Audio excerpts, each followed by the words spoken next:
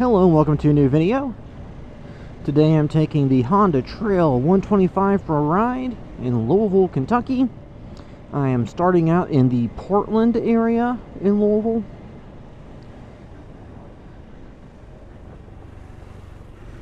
And I'm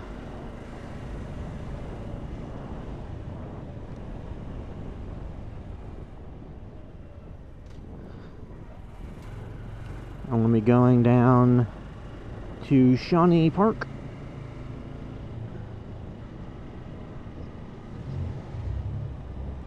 And this is down by the Ohio River.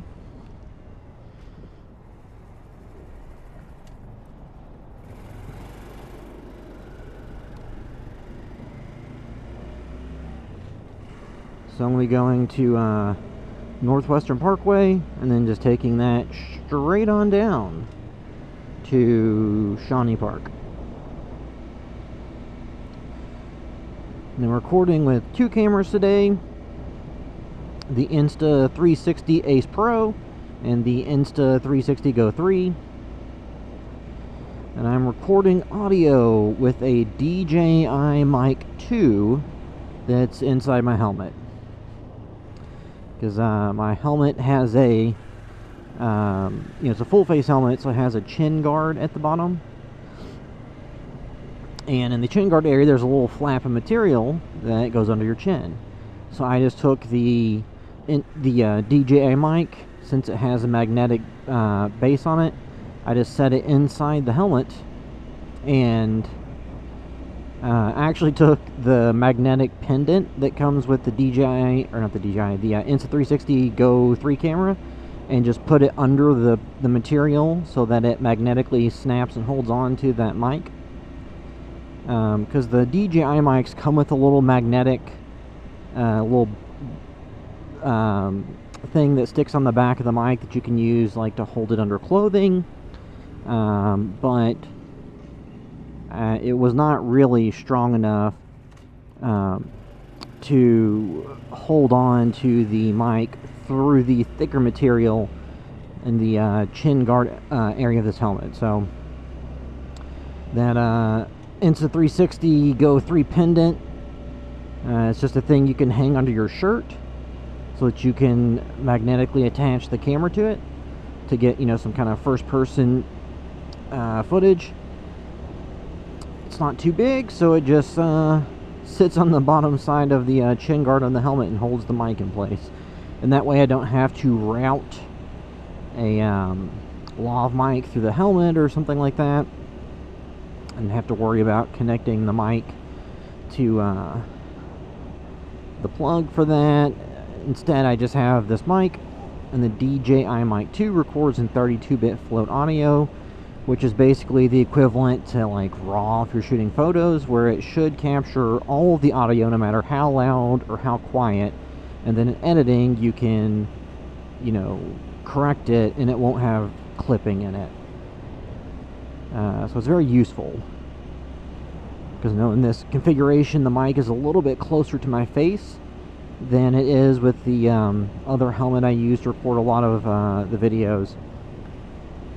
So the one time I used the mic that doesn't have the 32-bit float, it was just kind of blown out and clipped a lot. So this should sound better. And like I said, I'm going through the Portland neighborhood to Shawnee Park.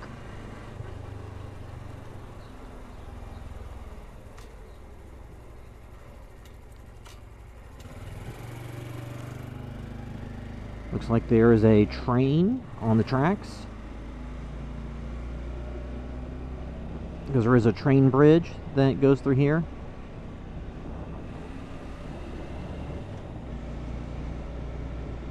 And the Trail 125 has 174 miles, so it's pretty new. It's getting broken in.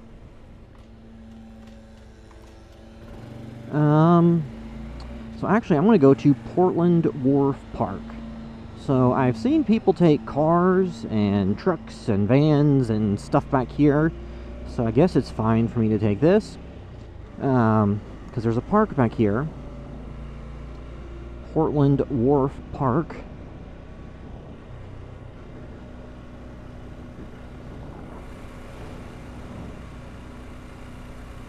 So I've come through here before on the e-bikes and stuff like that, but...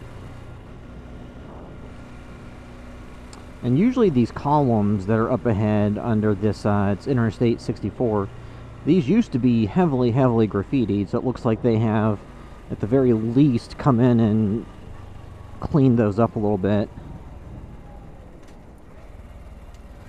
Well, I guess we'll go down here and see what this looks like. Like I said, I see people take cars down here. Not really sure if you're supposed to do that, but... And then obviously, if you take stuff down here it's a little bit too big, you would have a bit of trouble. It looks like it's all money. I don't really need to go through here.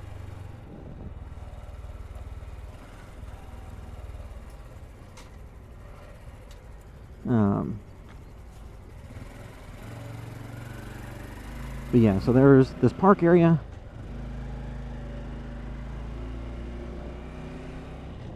It's not super kept up. It's kind of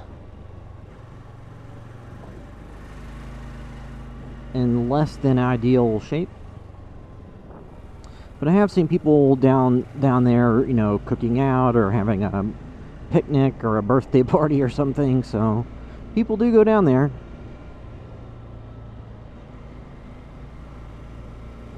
You just have to go down this kind of flood wall that goes parallel to the train tracks.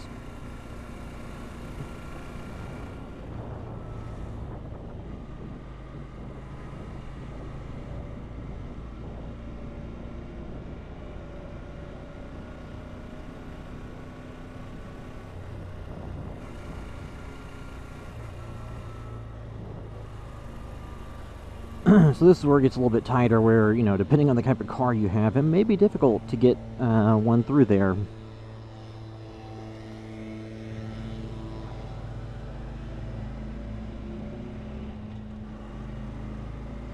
Then this is Northwestern Parkway. And we'll just take this pretty much straight all the way to the Shawnee Park.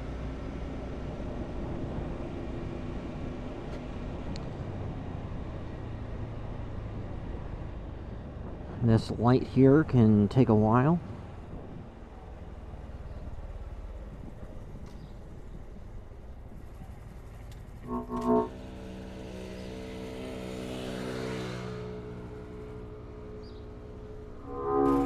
And the light finally turned green, so that was 33 or 33rd Street at Northwestern Parkway. Having trouble talking today.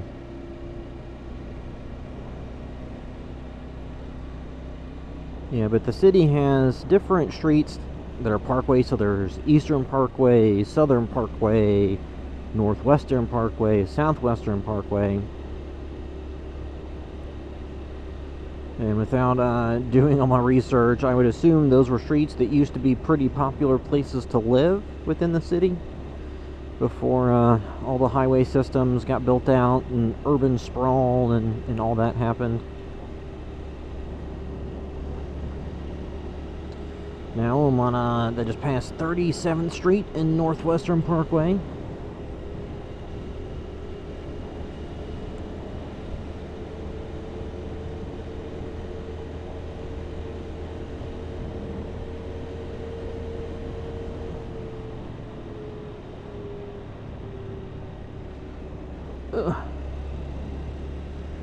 But I've done videos before where I went through here. I just figured I would take the trail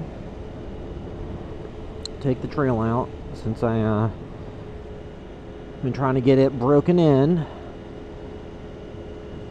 because the break-in period is 600 miles. So after 600 miles you do your first service, and then after you do the first service, then you're, you know, officially broken in, and you can, you know, not worry about taking it easy. You know, I would assume a lot of people that buy this stuff don't really adhere to the break-in periods anyway, and don't really pay much attention to that. I mean, I have, because I just want to, you know, take good care of the stuff, and I'm not in a hurry to take this on the top speed runs and, you know, see the fastest takeoffs and stuff, but this is a bike that's good for kind of cruising like this, because you can go kind of in, you know, urban or suburban areas and cruise around on this pretty comfortably, and then you can, you know, take this onto dirt trails and, you know, country roads and stuff. The only thing that you have to keep in mind with one of these bikes, you know, it's a 125. Obviously, you don't want to take that on the highway, because the top speed, I haven't really done a top speed run yet, but I just know that from people that have, they say, you know, 55 is pretty achievable. Probably do a little bit, you know, more than that, depending on the level of incline and all that, but I don't really think you want to take this on roads where the speed limit is above 50. And then even then, if you're going to be going for a long time on a road where the top speed is 50, you're going to be riding near, you know, the top speed of the bike, full throttle the entire time, which on these smaller, you know, Honda minimotos isn't always the most fun, because they really like to cruise doing, you know, 35, 40, not so much 50.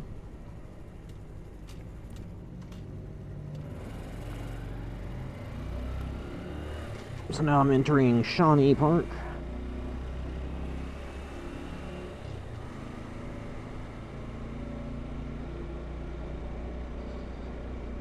And I had not actually spent a lot of time in Shawnee Park, you know, growing up, because it just wasn't really all that close. You know, this area of town, the Portland area, does have somewhat of a bad reputation. You know, Shawnee Park has had some different violence occur. I mean, in general, that happens at pretty much any public space where large amounts of people tend to gather across almost any city. You know, some places are obviously worse than others.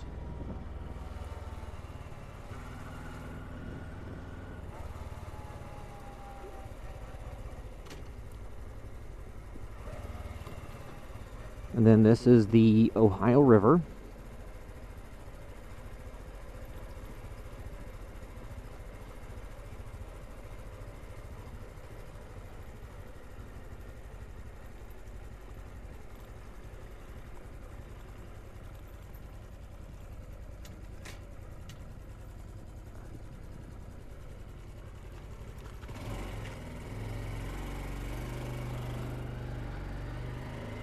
So you'll often come through here and see people fishing or hanging out down by the river. And then it depends on how high the river is at the time, how much of that is usable. You know, it's a boat launch ramp. Based on how many people tend to just hang out around there, I wouldn't necessarily expect that you could just bring a large boat and trailer and easily launch that without people in your way. I mean, I guess you could if you come in early enough in the morning, or if you just have plenty of patience and give people time to make room.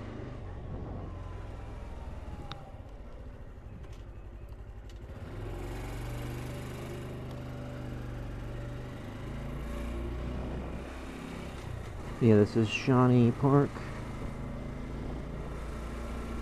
I guess before I wrap up, I can go through Chickasaw Park as well, because it's down in this general area.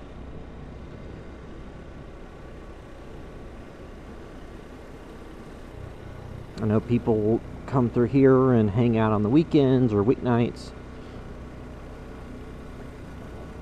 There are some basketball goals down here and fields where you could play soccer or, you know, football or something. I don't think there are soccer goals, but, you know, you could bring some pop-up ones or something. And as you can see on the street, most likely there's a bunch of marks from people doing burnouts and stuff. think the park is pretty popular on the weekends for stuff like that.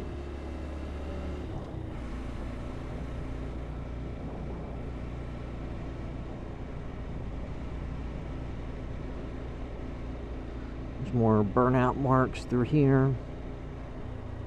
I know some of the other parks that they have gone into the parking lots and made some like grooves in the road, so it's harder to do burnouts or things like that. Surprised they haven't done it here, but I've noticed that in a number of parks they'll have those grooves all dug out in the road.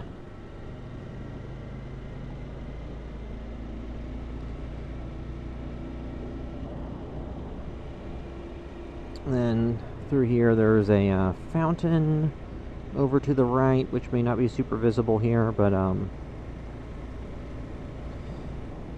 and then up in this area is where people like to hang out.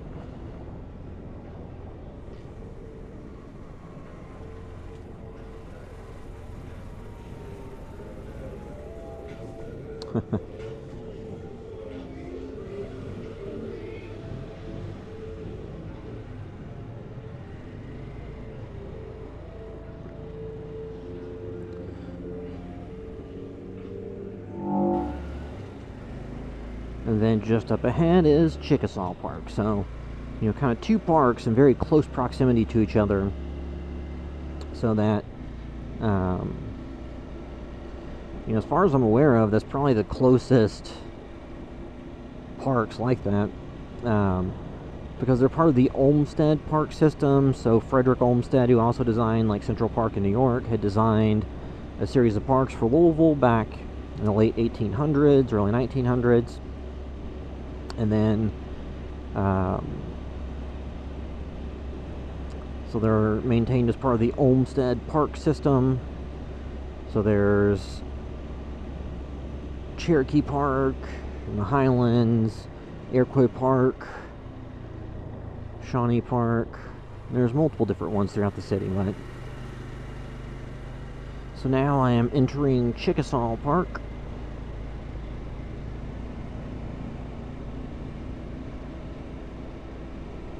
And I think they had just done a new, there's some type of foam party going on.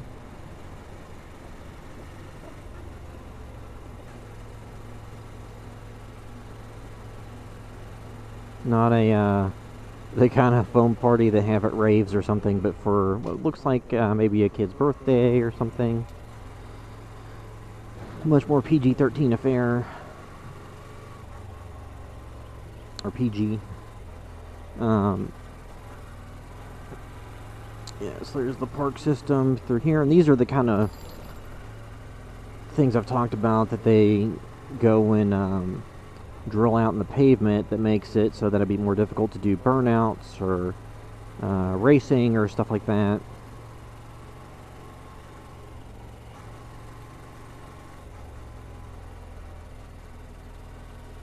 Looks like there's some construction going on here.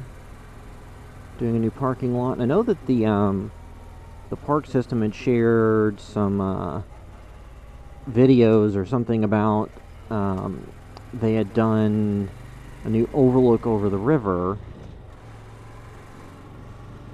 I don't know. I guess we can go by. I'll see if that's open to the public or not. No, I don't think that's open to the public yet, or accessible. I guess you could walk through there. I couldn't take this through. There's a lot of grown-up grass through here. I guess they're doing some work on the park.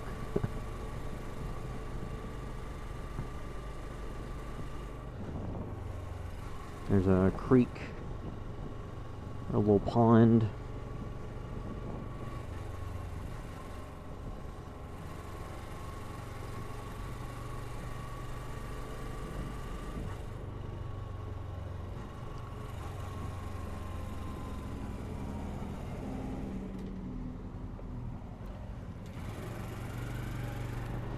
I'll go through here.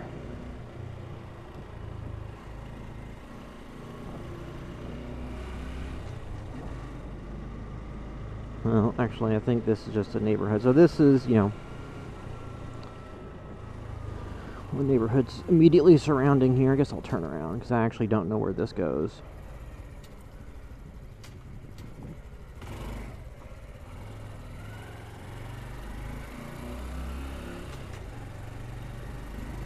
I guess I'll go left. Then I'll find somewhere to wrap this video up. But yeah, that was Chickasaw Park.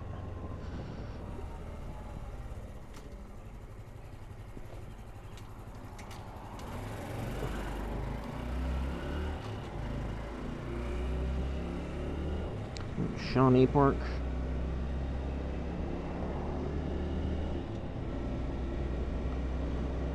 So, you know, there are some spots that you could probably take this trail 125 and ride through the grass or up around the hills or something and not get anybody too upset about it.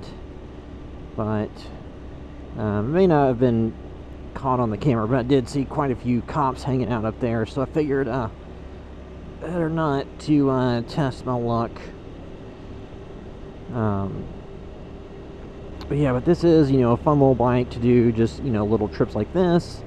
You know, if you want to, the ideal, not trying to sound too much of an accent going on here, the ideal place to take this bike would be if you live in an area where you can kind of do mixed urban rural rides, because this obviously is not a full-on dual sport bike that has the super knobby tires and sits up high and, you know, has a 450cc motor or bigger and is, you know, super fast. It's not, you know, it's not that. It's, you know, 125, so you're talking about, you know, top speeds in the 50s.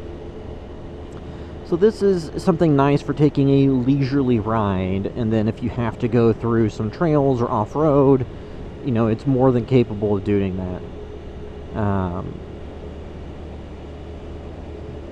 So, you know, in Louisville, Kentucky, there are some areas like that. You know, then the surrounding counties, obviously, there aren't. At some point, I will take this to some of those places, like Mount Washington, or, you know, going out close to where I have family that lives in Shelbyville. So there are other places I will eventually make my way out to.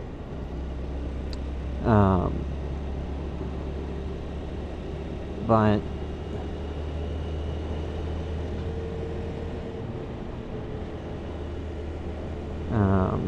and I think this is gonna be Algonquin Parkway, maybe.